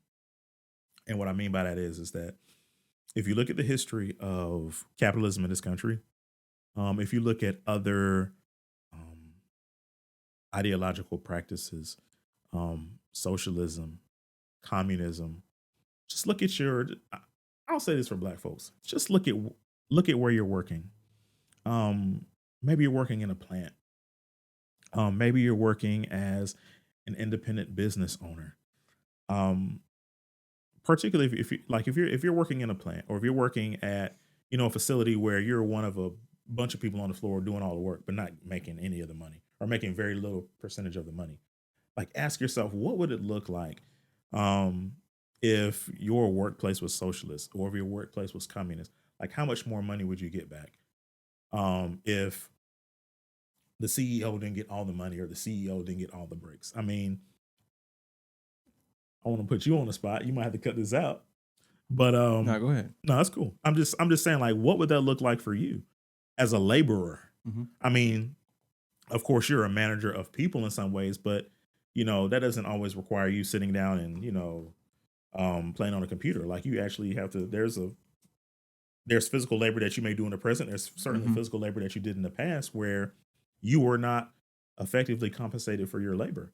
That maybe under a different, no, not maybe, definitely under a different political or financial ideology, you would have made more money under that. And what would that have meant for your children? What would that have meant for your well being? Like, these are the questions that people don't ask nearly enough because they don't know. If you're listening to this, definitely look up definitions of capitalism, look up definitions of socialism, look up the definitions of communism. Basically, it breaks down the difference is it breaks down when you talk about socialism and communism, it effectively means like a redistribution of wealth. That's something that, again, I go back to reparations. Um, when I look at how much money is spent on, just in America, on war, like how much money has been sent to the Ukraine, money that could have been kept here and reinvested in people, that was basically sent out for the auspices of war, which is, if we're being honest, this country's greatest export. It's its most lucrative export. You know, um, you know, warplanes, and just the instruments of destruction. But there's a destiny that's associated with that. Like, okay, so we hear all these good things about America here, but how do they feel about us around the rest of the world? Yeah.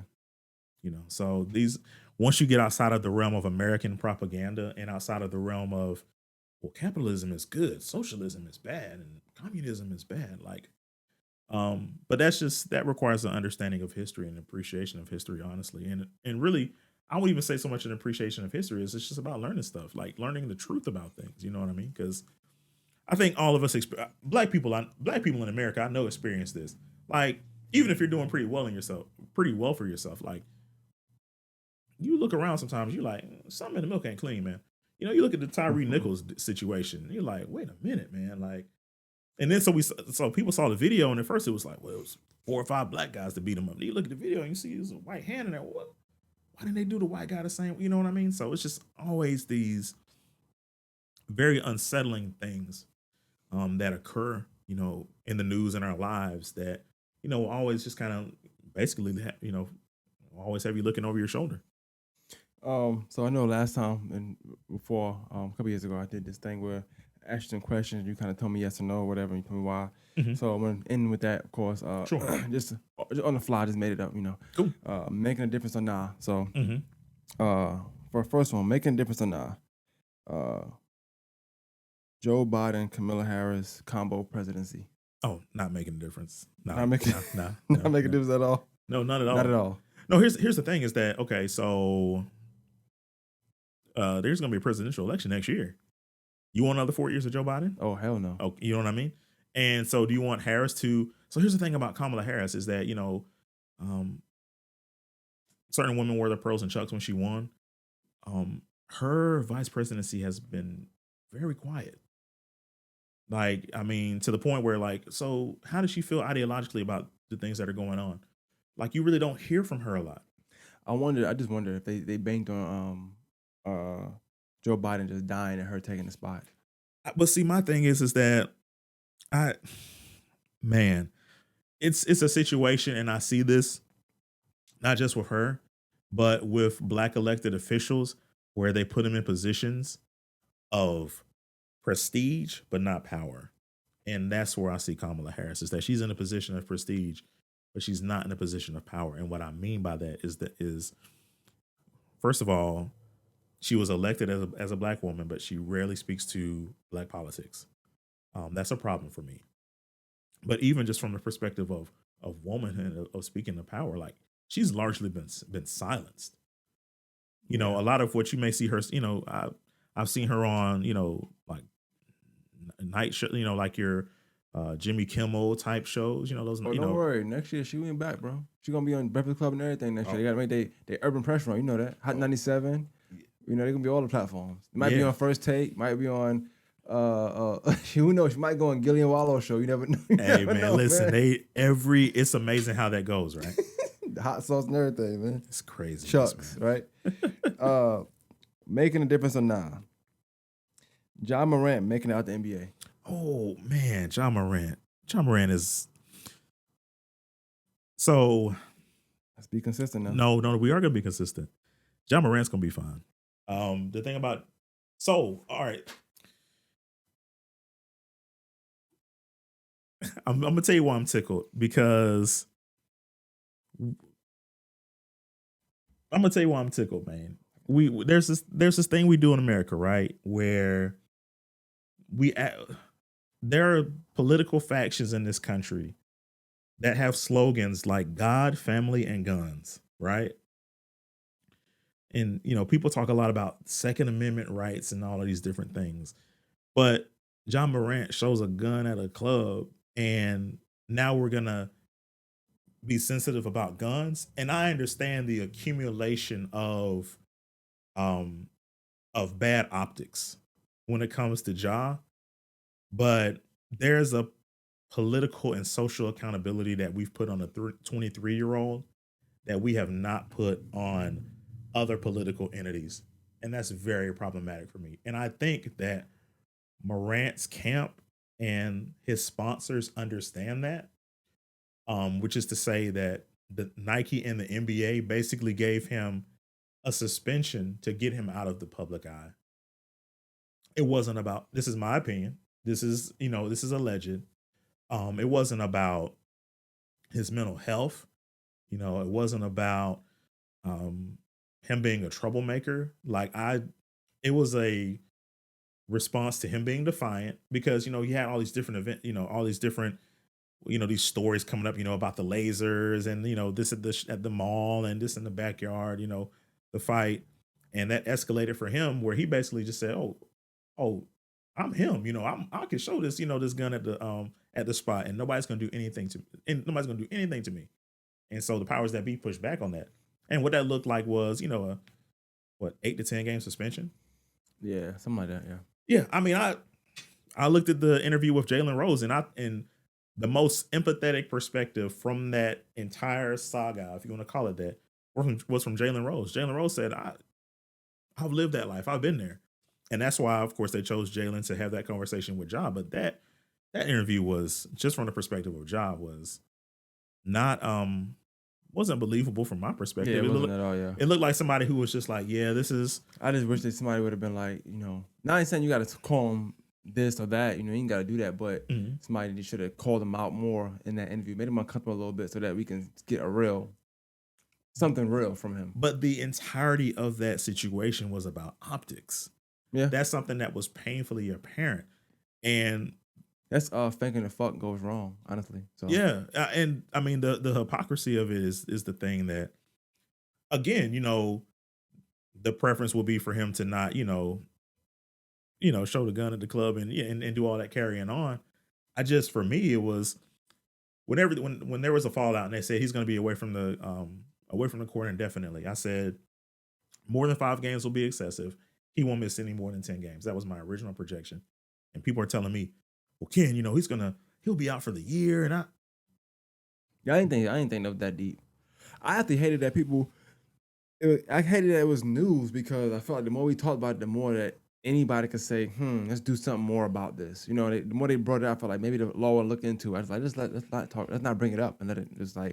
like any other thing you would do when it's like Aaron Rodgers or Brett Favre do something like this. Let's not talk about it. Let's Yeah. make it where it's like a no go for TV, so nobody talk about it no more. So, But to me, the conversation when you talk about John, when you talk about Kyrie, is about power dynamics, and we don't talk about that from the perspective of young black men.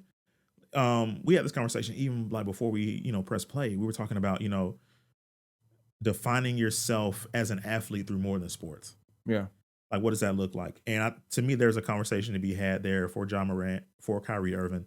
When I certainly not agreeing with, the Hebrews and Negroes, I'm simply saying that there's something in Kyrie that wants to know more, that sees a problem with the oppression that goes on throughout, all over the world. yeah, And so when I see Kyrie Irving give $50,000 to a black publishing company, like there's a certain conscientiousness there that intrigues me.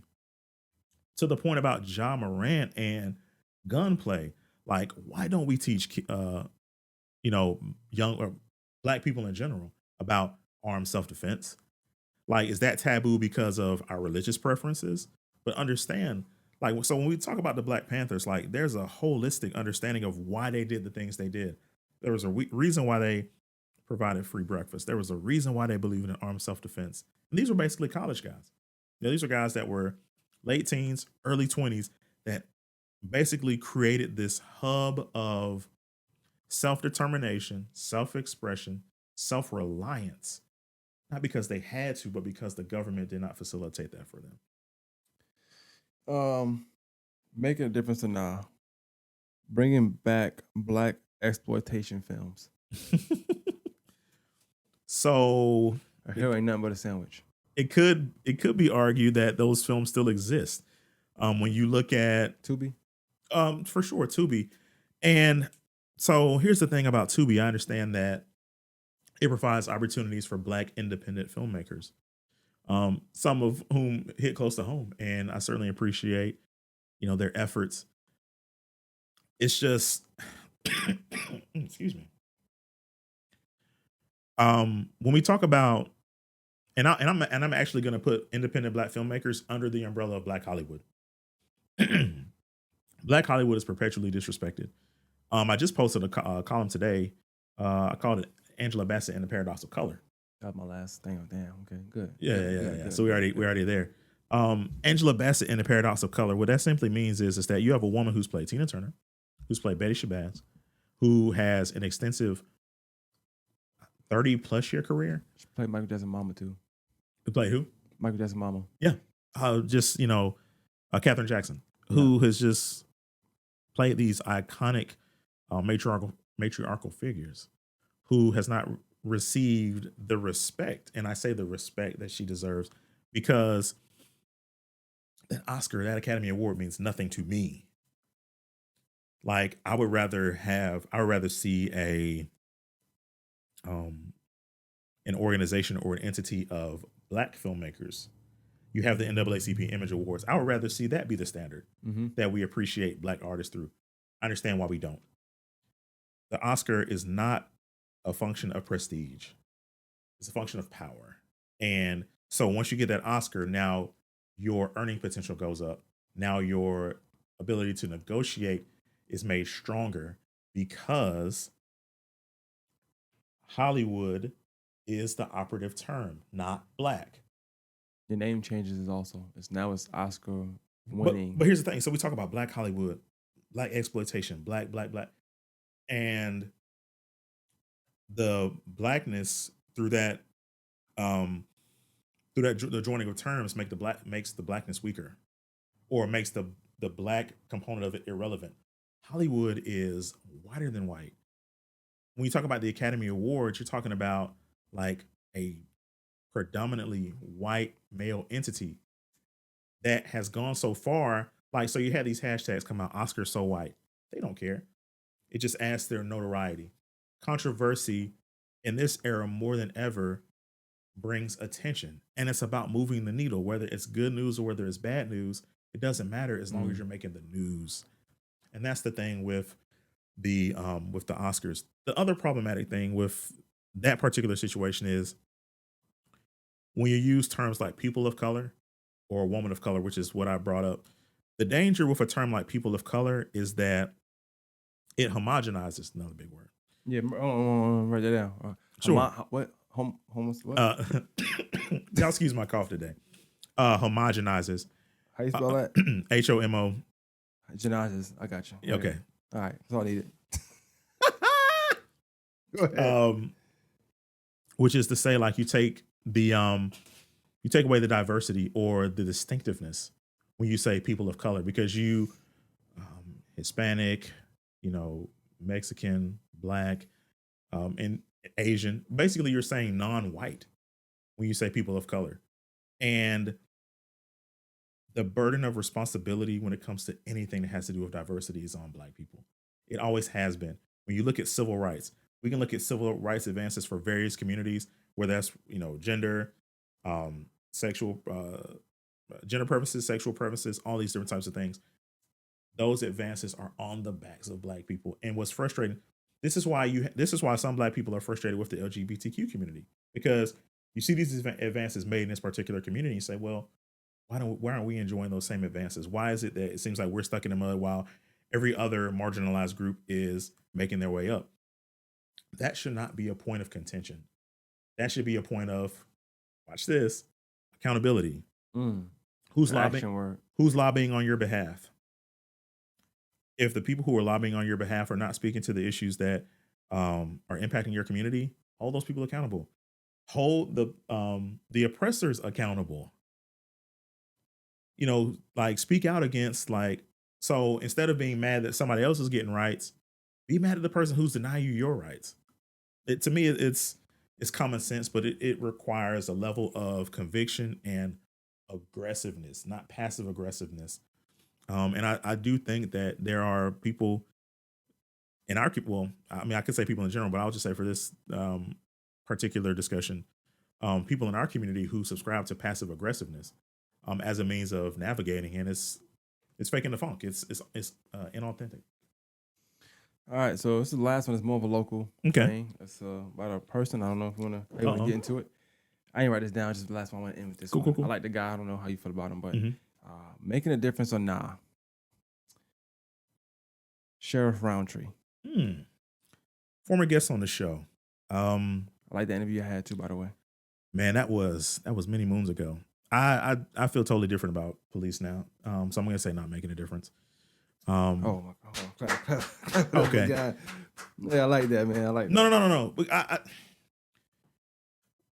I'll say the most problematic thing that a local officer did, and this wasn't Roundtree, this was actually Alfonso Williams in Burke County. When Rayshard Brooks was murdered, he came out and said, and this made national news, he said that the officer who killed him was justified. That bothered me so profoundly, man. And what it showed, and some people mention this, with the Tyree Nichols situation, when you had forget if it was 4 or 5 Black officers who, beat him up. Mm-hmm. But I think people have to understand that policing is not about the race of the officer. It's about the race of the person who's being accosted, or the race of the person who's being, violated at that traffic stop. And it always, or more often than not, it's us. And that's the issue. People think, oh, a Black police officer is going to save us. Some people might extrapolate that too. They feel like a Black politician is going to save us. You said extrapolate? I'm right there. Extrapolate. Oh, man. Extrapolate.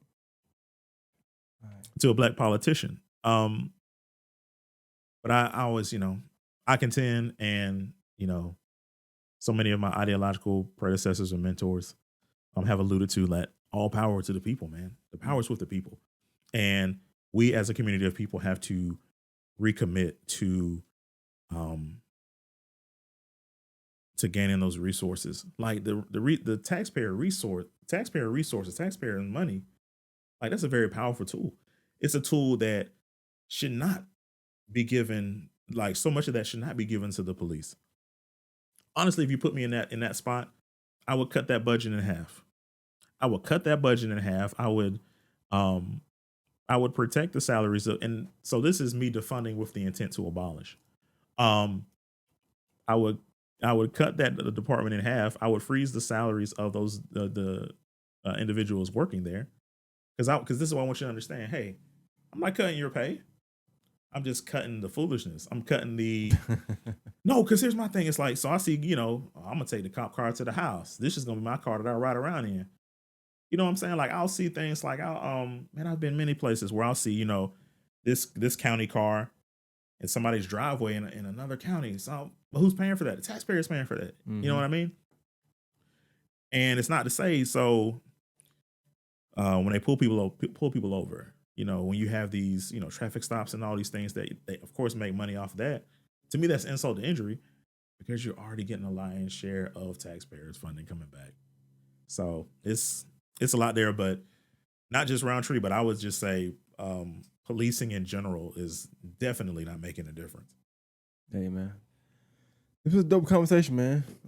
Always good to sit down with you, man. Definitely, you could tell we ain't talking in a while. Mhm.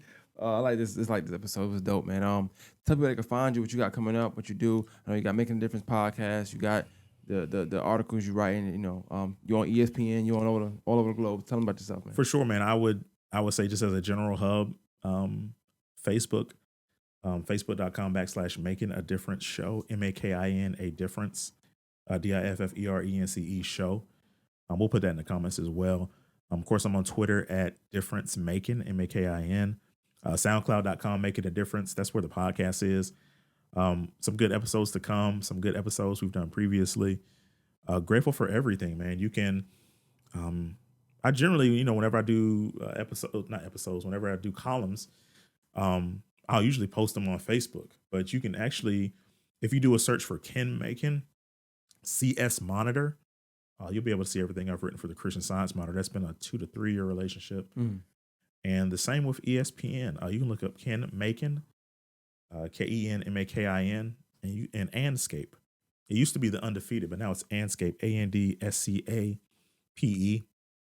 You can look at some of my old blogs, man. If you want to go back and just look at stuff I've written from years ago, it's kenjmakin.com. I got my own.com, man. Big man, big money, big problems. I'm talking about, man. Listen at him, man. This was dope, man. I appreciate you for coming through. Appreciate you, man. All right, man. More Matt's podcast. We out. Let's get it.